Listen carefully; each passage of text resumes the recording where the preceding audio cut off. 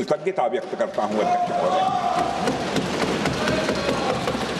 अध्यक्ष महोदय, आज मैं आपकी अनुमति से ऑपरेशन सिंदूर से जुड़े कुछ महत्वपूर्ण तथ्यों और विषयों को सदन के समक्ष रखने के लिए यहां खड़ा हूं।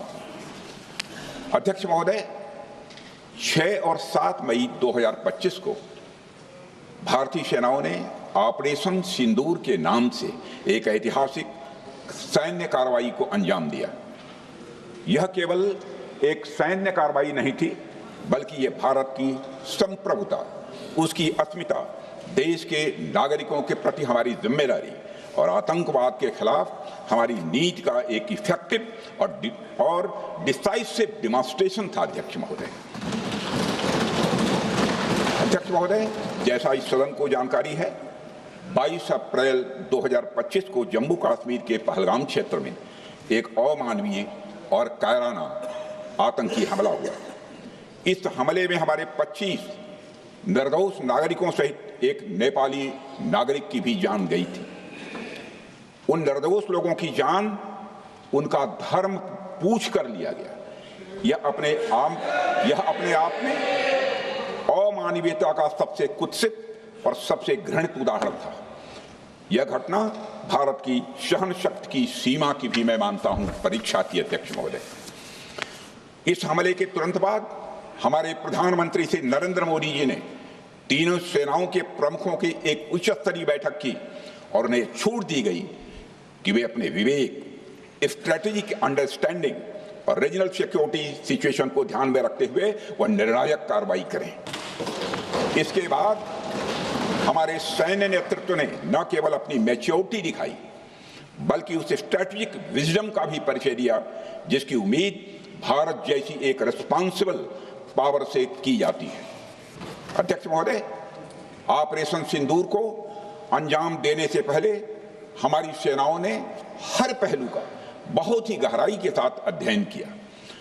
हमारे पास कई विकल्प थे, लेकिन हमने उस विकल्प को चुना जिसमें आतंकवादियों और उनके ठिकानों को अधिकतम नुकसान पहुंचे और जिसमें पाकिस्तान के आम नागरिक को कोई क्षति न होने पाए, इस बात की भी हम लोगों ने चिंता की। अध्यक्ष महोदय, हमारी सेनाओं द्वारा की गई वेल कोऑर्डिनेटेड स्ट्राइक्स ने 9 टेररिस्ट इंफ्रास्ट्रक्चर टारगेट्स को प्रिसीजन के साथ, सटीकता के साथ हिट किया और इस सैन्य कार्रवाई में एक अनुमान के अनुसार 100 से अधिक आतंकवादी, मैं बहुत संभल कर बोल रहा हूं अध्यक्ष महोदय, हमारी फिगर गलत ना होने पाए, फिगर इससे बहुत अधिक है। 100 से अधिक आतंकवादी, उनके ट्रेनर, उनके प्रशिक्षक, उनके हैंडलर लश्कर-ए-तोयबा और हिजबुल मुजाहिदीन जैसे आतंकवादी संगठनों से संबंधित थे। ये वही आतंकी संगठन हैं जिन्होंने पाकिस्तान की सेना और ISI का जिन्हें खुला समर्थन प्राप्त है। अध्यक्ष महोदय, 7 मई 2025 को रात्रि 1:05 भारतीय सशस्त्र बलों ने ऑपरेशन सिंदूर प्रारंभ किया,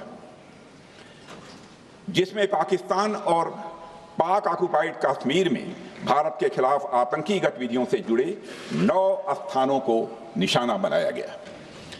इसमें POK के मुजफ्फराबाद में सवाई नाला और सैयदना बिलाल कैंप, कोटली में मस्जिद अब्बास व मसबर रहील शाहिद कैंप, कोटली में गुलपुर कैंप, भिम्बर में बरनाला कैंप, कोटली में अब्बास कैंप और पाकिस्तान के पंजाब प्रांत में बहावलपुर, मुहिदके और सरजाल और मेहमुना जोया शामिल थे।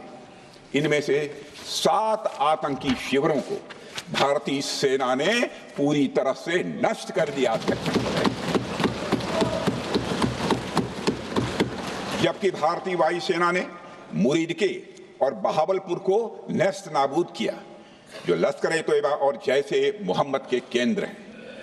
पूरा ऑपरेशन मात्र, अध्यक्ष महोदय, जानकर पूरे सदन को प्रसन्नता होगी कि विदिन 22 मिनट्स पूरा ऑपरेशन समाप्त हो गया और हमने आतंकवादियों को उनके घर में घुसकर मारा। सशस्त्र बलों ने हमारी माताओं और बहनों के सिंदूर का बदला लिया और प्रत्येक भारतीय इस भावना से ओतप्रोत हो गया। अध्यक्ष महोदय, मैं चाहूंगा कि पूरा सदन एक बार हमारे सेना के बहादुर जवानों के शौर्य और पराक्रम का अभिनंदन करे। अध्यक्ष महोदय, यह सिंदूर की लाली शौर्य की कहानी है। यह सिंदूर की लाली शौर्य की कहानी है, भारत के मस्तक पर वीरता की निशानी है। अध्यक्ष महोदय, सेनाओं ने अंधेरी रात होने के बावजूद हमले की सफलता के स्पष्ट एविडेंस भी जुटाए हैं, साक्ष्य है हमारे पास। अध्यक्ष महोदय, हमले के कुछ ही घंटों के भीतर एक प्रेस रिलीज और मीडिया ब्रीफिंग के माध्यम से इन्हें जनता की जानकारी के लिए जारी कर दिया गया था। मुझे यह पुष्टि करते हुए गौरव की अनुभूति हो रही है कि सशस्त्र बल अपने सभी मिशन ऑब्जेक्टिव्स को पूरा करने में पूरी तरह से सक्षम रहे और साथ ही कामयाब रहे।